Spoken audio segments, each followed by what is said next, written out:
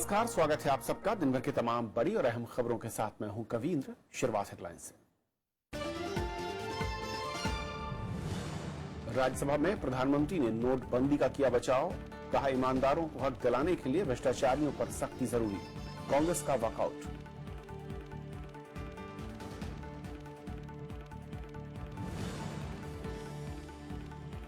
बीस फरवरी से बचत खातों से हर सप्ताह निकाल सकेंगे 50,000 रुपए।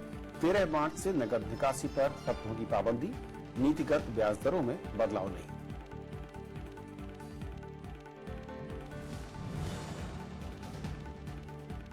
अंधाधुमुक में वर्चस्व की लड़ाई हुई तेज। शशिकला का विरोधियों पर साजिश का आरोप।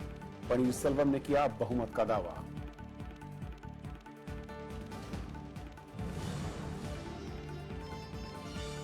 उत्तर प्रदेश में प्रचार हुआ तेज। प्रधानमंत्री ने कहा, विकास का वनवास हो खत्म। राहुल गांधी ने लगाया किसानों की अनदेखी का आरोप। कांग्रेस के घोषणा पत्र में 50 लाख लोगों को रोजगार का वादा।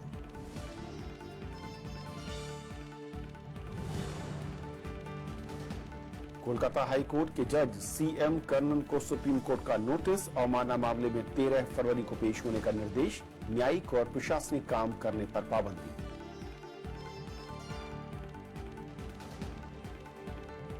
और आइए देखते हैं पहली खबर।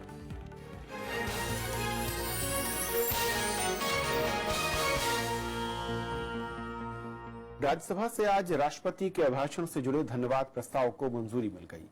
इससे जुड़े सभी संशोधन या तो वापस ले लिए गए या फिर नकार दिए गए।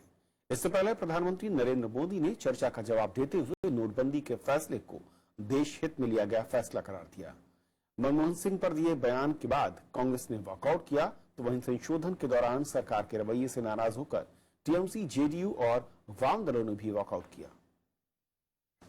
सदन में राष्ट्रपति के अभिभाषण से जुड़े धन्यवाद प्रस्ताव पर जवाब देते हुए प्रधानमंत्री नरेंद्र मोदी ने कहा कि नोटबंदी का मकसद काले धन और भ्रष्टाचार पर अंकुश लगाना है। नोटबंदी के फैसले को सही ठहराते हुए उन्होंने कहा कि भ्रष्टाचार और काले धन के खिलाफ लड़ाई राजनीतिक लड़ाई नहीं है। ईमानदार व्यक्ति को ताकत तब तक नहीं मिलेगी जब तक कि बेईमानों के प्रति कठोरता नहीं बरती जाएगी।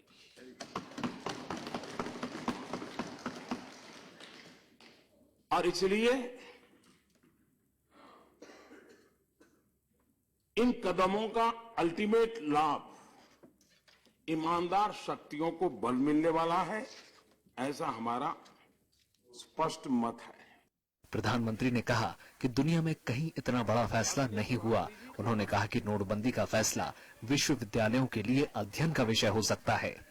आरबीआई की ताकत बढ़े, उसके निर्णय इस सरकार ने आकर के किए हैं। हमने आरबीआई एक्ट संशोधन करके मॉनेटरी पॉलिसी कमेटी की स्थापना की। ये कई वर्षों से उसकी चर्चा चल रही थी, कोई नहीं कर रहा था, हमने की। इस समिति को मॉनेटरी पॉलिसी संचालन की पूरी स्वायत्ता दी गई। इस समिति के प्रमुख आरबीआई के गवर्नर हैं।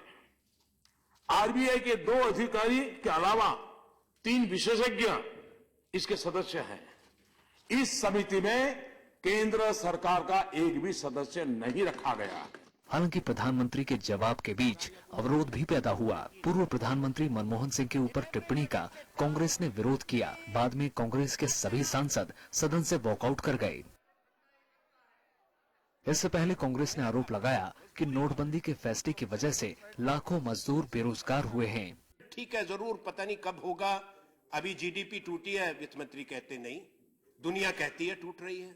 रोजगार टूट गया। प्रधानमंत्री का वो गुजरात में मोरबी शहर है जो सिरेमिक कैपिटल माना जाता है, वहां से 4 लाख वर्कर वापस चला गया। खेत मजदूर वापस चला गया खेत मजदूर। तभी तो मनरेगा की मांग बढ़ी है, तभी मनरेगा की मांग बढ़ी क्योंकि खेत मजदूर लौट गया। वित्त मंत्री अरुण जेटली ने भी विपक्ष के सारे आरोपों को खारिज किया। उन्होंने कहा कि नोटबंदी से भारतीय अर्थव्यवस्था को भविष्य में फायदा मिलेगा। विशाल दहिया, राज्यसभा टीवी। और इस बीच कांग्रेस ने मनमोहन सिंह पर प्रधानमंत्री के आरोपों को गलत बताया। पार्टी ने कहा कि प्रधानमंत्री जिस भाषा में बात कर रहे हैं वो निंदनीय है। उनको ये नहीं मालूम कि क्या वाक्य इस्तेमाल करना चाहिए, किस सोच के साथ बात कहनी चाहिए, क्या कहना चाहिए, क्या नहीं कहना चाहिए। ये समझते हैं कि वो पाक हैं और हम सब ब्लैक मार्केटियर हैं। मैं समझता हूं कि हम ये सहन नहीं कर सकते और जब तक प्रधानमंत्री जी माफी नहीं मांगेंगे हम उनको इस सदन में बोलने नहीं देंगे। तो राष्ट्रपति के भाषण पर राज्यसभा में चर्चा और उसका जवाब, उसके बाद कांग्रेस का ये आरोप पर और बातचीत करने के लिए वरिष्ठ पत्रकार राहुल देव जी हमारे साथ हैं। राहुल जी, स्वागत है आपका। सबसे पहले तो जिस तरीके से सदन में बहस और उसके बाद जवाब हुआ और जवाब के बाद विपक्ष की ओर से जो तल्खी और उसके बाद वॉकआउट, कैसे देखा जाए? क्या ये तर्कों के साथ जवाब को सुनना या फिर समझना? इस तरीके से सरकार ने कहा कि जब आपने कोई आरोप लगाया है तो उसका जवाब कम से कम सुनना चाहिए। भाई, अपेक्षा तो यही होगी किसी भी लोकतंत्र में कि वाद विवाद हो, वाद भी हो तो संवाद चलता रहे, तो दोनों पक्ष रहें, एक दूसरे की बात सुने, आरोप लगाएं तो फिर उसका जवाब भी सुने। लेकिन हमारी संसद की और अधिकांश संसदों की परंपरा, दरअसल इतिहास ऐसा नहीं रहा है। परंपरा के नाम पर हम कुछ भी कहें। तो ये जो आज हुआ, बहुत नए हम देख चुके हैं कि पूरे सत्र के का बहिष्कार हुआ है, तो एक कुछ घंटों का राष्ट्रपति के अभिभाषण पर धन्यवाद प्रस्ताव, उसकी एक अपने आप में मर्यादा होती है, गरिमा होती है, वजन होता है। लेकिन जिस तरह का एक वातावरण बन गया है, तो मैं कहूंगा एक संसदीय असहिष्णुता वो भी एक काफी हुई है। तो ये दुर्भाग्यपूर्ण है, लेकिन ये सच है हमारा, इसलिए स्वीकार करना चाहिए। बेहतर होता कि कांग्रेस या विपक्ष के जिन लोगों को भी कहना था उनको मौका सभापति दे रहे थे, तो उस मौके का फायदा उठाते। उनको जो कहना था, प्रधानमंत्री पर भी कुछ उनको कहना था, टीका टिप्पणी करनी थी, आलोचना करनी थी, तो वो लोग सुनते कि वो कहने का मौका अब उन्होंने खुद ही खोया। तो इससे कोई लाभ हुआ हो कांग्रेस को? कुछ नहीं। एक कहने की एक बात हो गई, एक ब्राउनी पॉइंट हो गया कि साहब ने बहिष्कार किया। लेकिन बहिष्कार से बेहतर है रहकर वहीं प्रतिकार करना। वो नहीं किया उन्होंने। और जिस तरीके से बाहर ने कपिल सिब्बल को सुना कि उन्होंने कि प्रधानमंत्री ने जो आरोप लगाया पूर्व प्रधानमंत्री मनमोहन सिंह पर, उसके बाद उनसे उन्हें माफी मांगनी चाहिए और सत्र नहीं में बोलने की अब वो उसका विरोध करेंगे एक तरीके से। क्या ये, और जिसको मैं कहूं कि एक दरमियान चेयर ने भी जो कहा, जिसकी चिंता उन्होंने जाहिर की थी चेयरमैन साहब ने, कि असल में जिस तरीके की भाषा और जिस तरीके की मर्यादाओं को तोड़ने की कवायद एक रस्म सी शुरू होती दिख रही है, ये काफी ज्यादा चिंता हमेशा से रही है। कविंद्र, आप देखेंगे तो ऐसी कोई लोकसभा आपको नहीं दिखेगी, तो 16वीं में है, जहां पर इस तरह की चीजें ना हुई हों। आम हो जाए तो बहुत ये उतना चौंकाने वाली बात नहीं है। दुखी हम थोड़ा हो सकते हैं, लेकिन ये होता रहा है। इसके बावजूद हमारी संसद ठीक से चलती रही है, वो भी चलती रहेगी। तो बहुत ज्यादा, इससे ज्यादा बहुत गहराई से परेशान होने की जरूरत मैं नहीं हूं। लेकिन मैं समझता हूं कि हर बार हमारी अपेक्षा तो ये जनता की भी रहती है, सभी संसद से जुड़े लोगों की और सांसदों से, कि वो मर्यादाओं को आगे बढ़ाएंगे, आगे लेके जाएंगे, उनको कम नहीं करेंगे। अब कपिल सिब्बल का ये कहना कि हम उनको बोलने नहीं देंगे, तो सत्र में अब दिन ही कितने बचे हैं, तो ये न बोलने देने का मौका आपको कब मिलेगा? तो रिसेस के बाद जब सत्र शुरू होगा तब मिलेगा। उस समय तक क्या स्थितियां होती हैं, कांग्रेस की रणनीति क्या रहती है, सरकार की रणनीति क्या रहती है, तो ये भविष्य की बात है। तो उनकी तिलमिलाहट समझ में आती है। लेकिन ये कोई बहुत ठोस और व्यवहारिक चिंता का कारण है फिलहाल ऐसा नहीं लगता है। और इस बार कुछ दलों ने ये कहा कि असल में विपक्षी दलों की जो एकता थी वो तार-तार होती दिखी, क्योंकि उन्होंने कंपेयर किया कि पिछली बार जब राष्ट्रपति का भाषण हुआ था, राज्यसभा में विपक्ष एकजुट था और उसने सरकार से अमेंडमेंट भी मनवा लिए थे बहुमत के जरिए। इस बार कांग्रेस का अलग से वॉकआउट, तमाम दलों का अलग अलग खड़ा होना, और इस लिहाज से सरकार के सामने कोई इस तरह की मुश्किल नहीं थी। भाषण को लेकर जो चिंताएं, जो तीखे सवाल जिन पर शायद विपक्ष खेलना चाहता था, उनको पर भी सरकार को घेर नहीं सका। हाँ, क्योंकि विपक्ष ने खुद ही ये मौका खोया और निश्चित रूप से इस बार ज्यादा बटा हुआ रहा है। और लगातार दिख रहा है कि कुछ एकता की कोशिशों के बावजूद कुछ बहुत बुनियादी अंतर और मतभेद और विभेद हैं हमारी विपक्षी पार्टियों के बीच में, उनको वो पाट नहीं पाए हैं। आज भी हमने देखा कि कांग्रेस के वॉकआउट के बाद भी कई लोगों ने, सीताराम येचुरी ने और कई लोगों ने, टीएमसी ने भी संशोधन लेफ्ट में भी दिए थे। लेकिन जब तक उनको लिया गया तब तक वही लोग या तो वो उसी समय वॉकआउट कर गए, या लोग बचे ही नहीं थे तो वो या तो कुछ लोगों ने वापस ले लिया अपने संशोधन, तो कुछ वापस हो गए, कुछ गिर गए। अब इसके लिए तो वो खुद ही दोषी हैं। तो अगर ज्यादा गंभीरता से तैयारी उन्होंने की होती, पहले एक समझ बनाई होती कुछ संशोधनों के बारे में, वो ठोस होते जिन पर वो घेर सकते थे सरकार को, ये तैयारी हुई नहीं। तैयारी नहीं हुई आपकी। जी एक और अहम खबर जिस पर मैं बातचीत करूंगा आपसे, उससे पहले एक रिपोर्ट दिखाते हैं। मामला तमिलनाडु का है, जहां पर राजनीतिक संकट गहराता जा रहा है। इस बीच राज्यपाल सी विद्यासागर राव कल चेन्नई पहुंचेंगे। इस बीच एआईएडीएमके महासचिव शशिकला का गुट 131 विधायकों के समर्थन का दावा कर रहा है।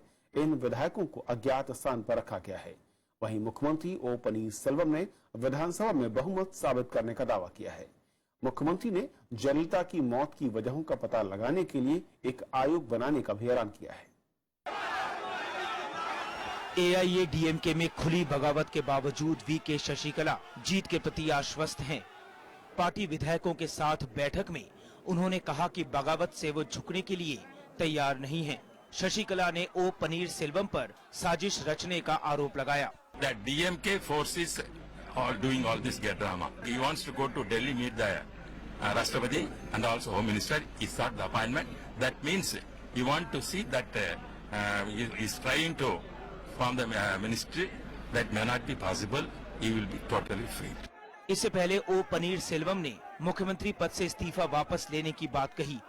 उन्होंने विधानसभा में बहुमत साबित करने का दावा किया। पनीरसेल्वम ने पार्टी कोषाध्यक्ष के पद से हटाने को भी संविधान के खिलाफ बताया और जयललिता की मौत की असली वजहों का पता लगाने के लिए न्यायिक आयोग के गठन का ऐलान किया। சட்டமன்றம் கூடியவன் அங்கு வந்து சட்டமன்ற மாண்புமிகு சட்டமன்ற உறுப்பினர்கள் உறுதியாக நிரூபிப்பார்கள்।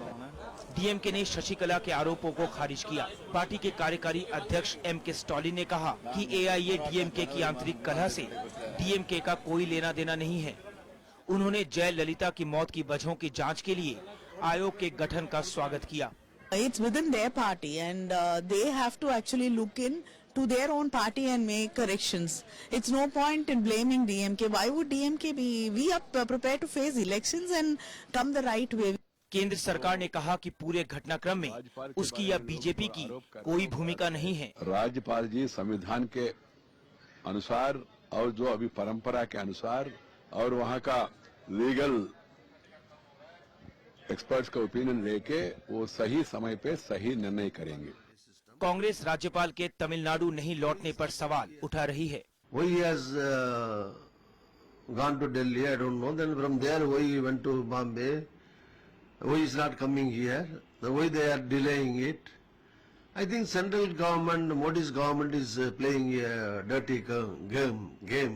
Pannirselvam declares that the resignation letter was taken under undue influence and coercion. Whether such a letter can be acted upon, whether such a letter is valid in the eye of law, this is a matter to be decided by the governor. Because governor has got always a discretion to find out whether there is a truth in the tender of the resignation letter. AIADMK में बगावत की शुरुआत मंगलवार रात हुई। मुख्यमंत्री ओ पनीरसेल्वम अचानक जयललिता की समाधि पर पहुंच गए। वहां उन्होंने करीब 40 मिनट तक ध्यान लगाया। इसके बाद उन्होंने दावा किया कि उनसे दबाव में इस्तीफा लिया गया। प्रणब गोस्वामी के साथ ब्यूरो रिपोर्ट, राज्यसभा टीवी। तो तमिलनाडु में राजनीतिक संकट गहरा रहा है। कल राज्यपाल पहुंचेंगे, उसके बाद देखना होगा कि किस तरीके से दावे पेश होते हैं अलग अलग गुटों की ओर से। लेकिन राहुल जी, परिणति इसकी जो भी हो, लेकिन जिस तरीके के हालात बने हैं जयललिता के बाद, राजनीतिक पार्टियों में इस तरह के हालात आमतौर पर उन्हीं में दिखते हैं जहां पर वन मैन शो होता है, यानी कि सिंगल आदमी के पीछे पूरी पार्टी खड़ी होती है और वो अचानक चला जाए या फिर सत्ता पद छोड़ दे। यहाँ पर ये अचानक जो बवाल बढ़ता दिख रहा है, क्या बड़े कारण दिख रहे हैं? देखिए, तमिलनाडु की राजनीति हमेशा से थोड़ी सी विचित्र रही है और पूरे देश से कई मायनों में अलग रही है। वहाँ जिस तरह का व्यक्तिवाद है, व्यक्ति पूजा दूसरी जगह भी होती है, लेकिन व्यक्ति पूजा का जो तमिल संस्करण है वो बिल्कुल अनूठा है, अद्वितीय है। और ये तो बहुत ही ज्यादा नाटकीय घटनाक्रम हुआ है। अब पनीरसेल्वम को अचानक जो एक उनकी अंतरात्मा को आकाशवाणी सुनाई दी, ये अगर 2 दिन पहले हो जाती तो स्थितियां बिल्कुल बदल जाती हैं। तो अभी स्थिति ये है, एक मोटी चीज ये है कविंद्र की, हम जानते हैं कि राजनीति में लोग, विधायक और कार्यकर्ता उसके पास जाते हैं जिसके पास सत्ता होती है, सत्ता और पैसा होता है। अब ये जिस स्थिति में रही हैं इतने दिनों से, उसके बाद मतलब उनकी ताकत ये थी कि पनीर सेल्वम भी अंततः उनकी कृपा से वो बने रहे, मुख्यमंत्री बने रहे, और उनके कारण ही दबाव में उन्होंने जो भी हो उनकी इच्छा से उन्होंने इस्तीफा दिया। अब वो दबाव की बात कर रहे हैं। तो ये एक पक्ष है। दूसरा पक्ष ये है कि जो तमिलनाडु की जनता है वो इसको स्वीकार नहीं कर पा रही, क्योंकि बहुत असहज और बहुत अस्वाभाविक घटनाक्रम है कि लोगों ने जयललिता को चुना था, और वो भी हाल में मई में हुआ था, इसलिए कोई बहुत पुरानी बात नहीं है। तो उस पर अचानक उनकी एक अराजनीतिक सहयोगी या उनके केवल उनकी सबसे सखी आके बैठ जाए उनकी कुर्सी पर, ये गले उतारना लोगों के लिए बहुत कठिन हो रहा है। पहले पार्टी पे कब्जा और अब मुख्यमंत्री पद पे कब्जा, तो ये अलोकतांत्रिक तो है ही, बहुत विचित्र है। राज्यपाल के हाथ में अब सब कुछ है कि वो क्या करते हैं, क्या वो लेते हैं, वो इनके दावे को मानते हैं या पनीर सेल्वम अब दावा कर रहे हैं उसको मानते हैं। तो मैं समझता हूं कि दोनों को एक बार मौका तो शायद राज्यपाल देंगे, अगर एक तटस्थ दृष्टि से विचार करते हैं, क्योंकि दोनों ओर से ये दावे हो रहे हैं, तब पता चलेगा कि है क्या। लेकिन एक नया, बिल्कुल ही नया अध्याय निश्चित रूप से तमिलनाडु की राजनीति में शुरू हुआ है। बिल्कुल उससे अब कोई तीसरी धारा निकलती है कि नहीं राजनीति की, वहां कोई तीसरा ध्रुव बनता है कि नहीं, ये अभी देखना बाकी है। बहुत दिलचस्प होगा अगले मैं कहूँ 2 से 3 दिन। बहुत शुक्रिया राहुल जी इस पूरी चर्चा में शामिल होने। धन्यवाद खमीर। तो फिलहाल अभी एक ब्रेक, और ब्रेक के उस पार दिन भर की दूसरी बड़ी खबर।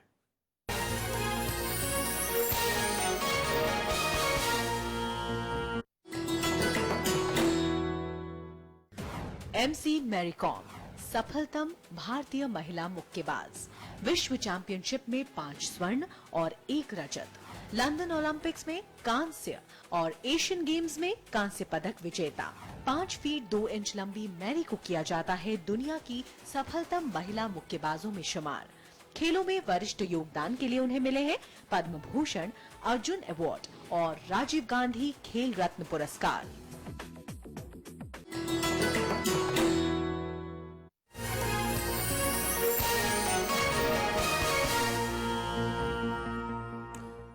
प्रधानमंत्री नरेंद्र मोदी ने गाजियाबाद रैली में अखिलेश यादव के कामकाज पर सवाल खड़े किए। उन्होंने कांग्रेस के साथ गठबंधन करने पर भी तंज कसा।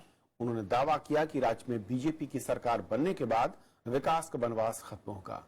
अपराधियों को संरक्षण देने का आरोप लगाते हुए प्रधानमंत्री ने खराब कानून व्यवस्था के लिए अखिलेश सरकार की जमकर निंदा की।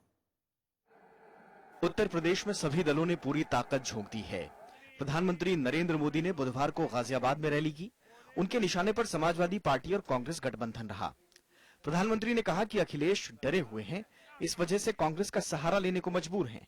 वहीं उन्होंने कांग्रेस को डूबती नाव बताया। उस विकास के वनवास को समाप्त करके 14 साल के बाद फिर उत्तर प्रदेश में विकास की धारा बहाने का चुनाव है। प्रधानमंत्री ने राज्य के सत्ताधारी दल की आलोचना करते हुए कहा कि अखिलेश यादव को पिछले 5 साल के काम का हिसाब देना चाहिए। राज्य में खराब कानून व्यवस्था के लिए भी अखिलेश सरकार को उन्होंने जिम्मेदार ठहराया।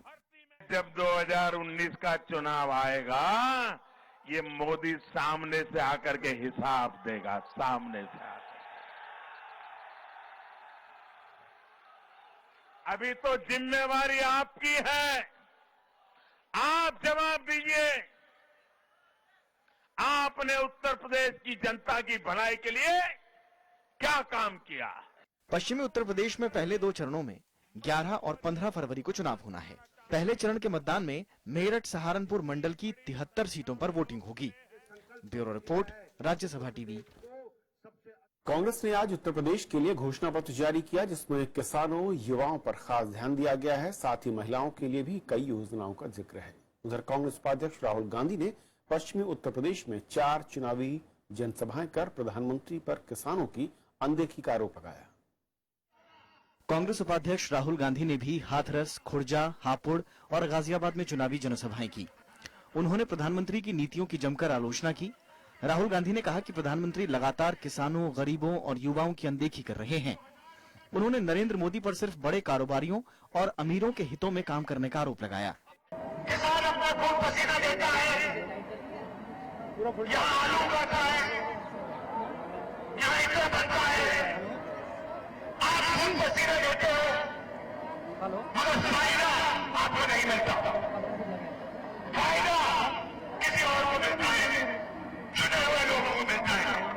उधर पार्टी ने उत्तर प्रदेश चुनाव के लिए बुधवार को घोषणा पत्र जारी कर दिया। इसमें पारदर्शी, ईमानदार और जवाबदेह सरकार देने का वादा किया गया है।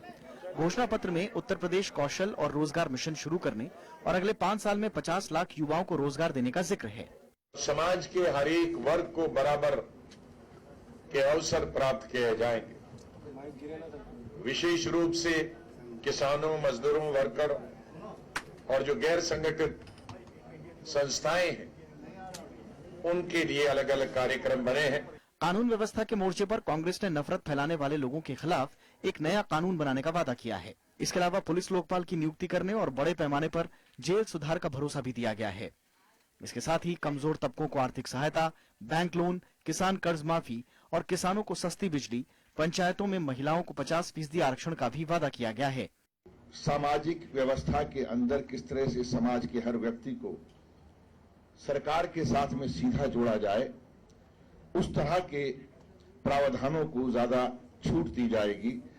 कांग्रेस ने छात्र छात्राओं को स्मार्टफोन, मुफ्त लैपटॉप और साइकिल वितरण के समाजवादी सरकार के कार्यक्रमों को विस्तार देने का भी वादा किया। कन्या सशक्तिकरण योजना शुरू करने का वादा भी इसमें शामिल है, जिसके तहत हर लड़की को 18 साल की होने पर 50,000 रुपए से 1 लाख रुपए तक दिए जाएंगे। Bureau report, Rajya Sabha TV. RBI ने नीतिगत ब्याज दरों में कोई भी कटौती नहीं की है। आरबीआई गवर्नर उर्जित पटेल का मानना है कि इसके बावजूद बैंक कर्ज सस्ता कर सकते हैं। केंद्रीय बैंक ने मौजूदा वित्तीय वर्ष के लिए विकास दर का अनुमान घटाकर 6.9% कर दिया है। ब्याज दरों में कटौती की आस लगाए लोगों को झटका लगा है। मौद्रिक नीति की समीक्षा करते हुए आरबीआई ने नीतिगत ब्याज दरों में कोई बदलाव नहीं किया है। रेपो रेट 6.25 और रिवर्स रेपो रेट 5.75% पर बरकरार रखा गया है। मौद्रिक नीति समिति ने नोटबंदी का महंगाई पर पड़ने वाला अस्थायी प्रभाव को ध्यान रखते हुए ये फैसला लिया है। हालांकि आरबीआई गवर्नर उर्जित पटेल का मानना है कि अभी भी बैंकों के पास कर्ज दरों में कटौती की पूरी गुंजाइश है। For the lending rates to come down because our policy rate came down by 175 basis points and the weighted average lending rate has come down at most by about 85-90 basis points. So I think there is scope for some more transmission.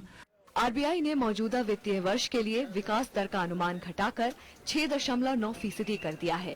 अगले साल GDP की विकास दर 7.4% होने की उम्मीद जताई जा रही है।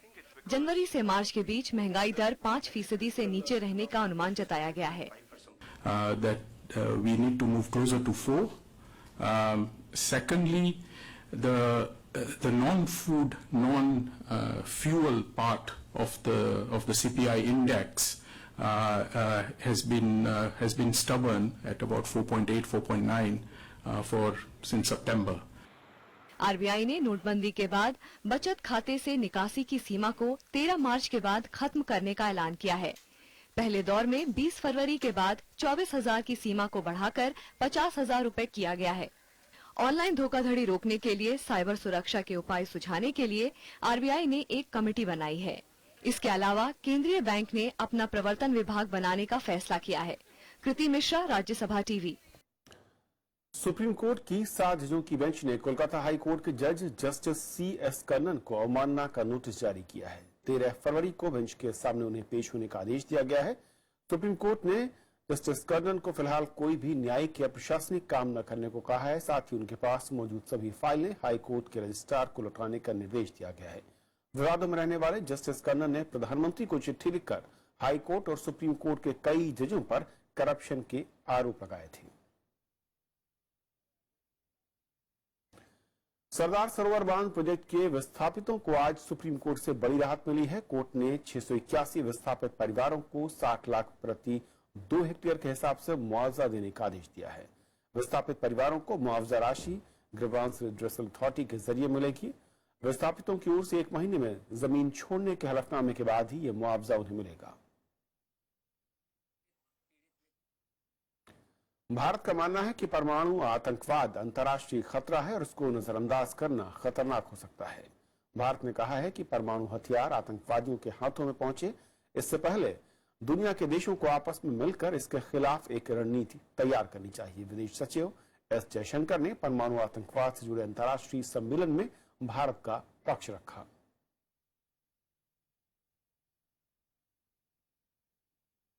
तो खबरों के आज के सफर में बस इतना ही। नमस्कार।